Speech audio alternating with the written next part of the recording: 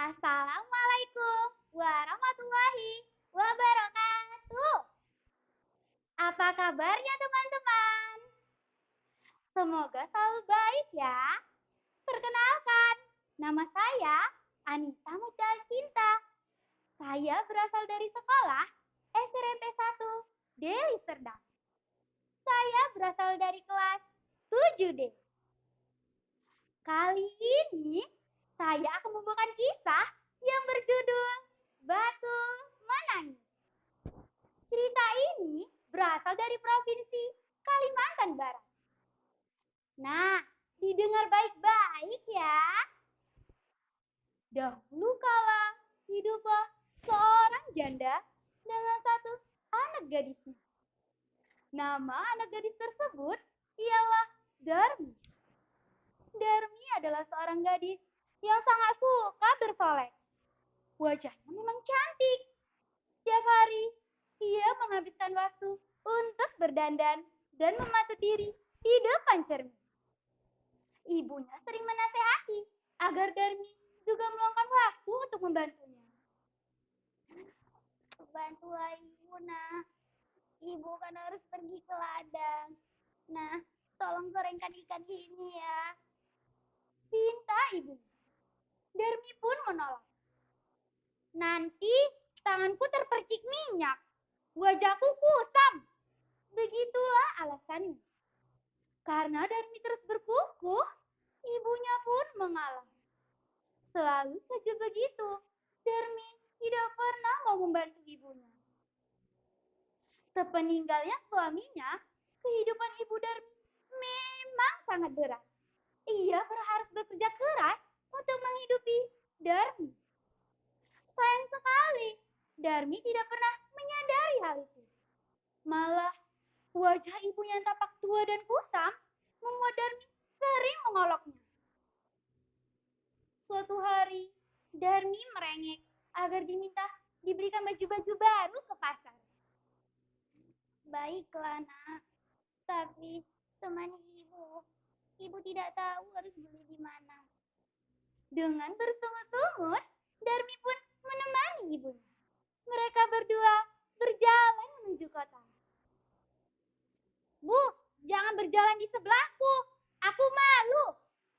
Desis Darmi di telinga ibunya.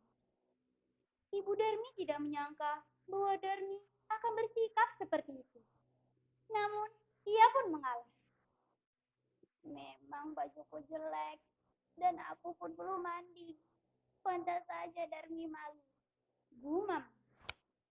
Sesampainya di kota, suasana pasar begitu ramai. Banyak pedagang penjual baju dan kain yang indah. Hai gadis cantik, silakan melihat-lihat, kata seorang pedagang. Dengan girang, Darmi memilih baju-baju baru untuknya. Bu, ibu pasti senang punya anak secantik ini, kata seorang pedagang pada ibu Darmi. Darmi pun terkesiap. Siapa yang kau maksud? Dia bukan ibuku, dia cuma pembantuku, katanya ketus. Ibu Darmi ternganga dan pedagang itu pun mengerik. Tapi wajah kalian sungguh mirip. Karena kesal, Darmi pun tidak jadi membeli baju. Ia bergegas berjalan pulang dan meninggalkan pedagang itu. Dengan tergopoh-gopoh, ibu Darmi mengikuti Darmi dari belakang. Lagi-lagi ada saja yang menyapa mereka. Bu, anak ibu sungguh cantik. Andai saja aku punya anak laki-laki, pasti akan kunikahkan dengan anak ibu, kata seorang wanita yang berpapasan dengan mereka. Lagi-lagi Darmi menjawab dengan ketus. Aku bukan anaknya. Dia cuma pembantuku. Ibuku ada di rumah. Dia cantik dan bersih sepertiku. Ibunya pun menangis diam-diam. Ya Tuhan, ampunilah anakku. Dia tidak tahu bahwa aku adalah ibu yang mengandung dan membesarkannya. Sadarkan dia dari kesalahannya ini. Doanya dalam hati. Darmi, aku ini ibumu, nak. Aku yang mengandung dan melahirkanmu. Ibunya berkata lirih. Darmi pun menggeleng kuat-kuat. Aku tidak pernah memintamu ingin menjadi ibuku. Tuhan pasti salah memberikan kepadamu. Aku mau ibu yang cantik. Tiba-tiba, zuar! Petir menyambar tepat setelah Darmi menyelesaikan ucapannya. Langit tampak gelap gulita. Darmi, sepertinya kita harus segera pulang ke rumah, nak. Sepertinya akan ada badai. Ajakku. Namun, kaki Darmi membeku. Nak, Darmi, apa yang terjadi padamu, nak?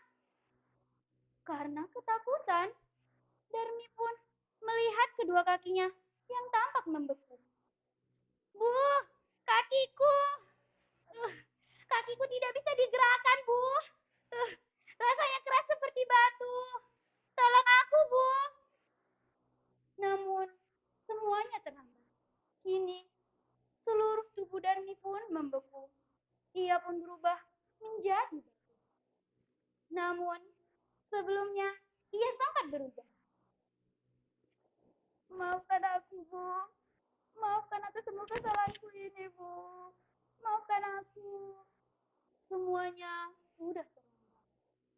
Ibunya hanya bisa menangis dan memeluk batu itu. Terlihat olehnya, batu itu mengeluarkan air mata. Itu adalah air mata penyesalan Darmi.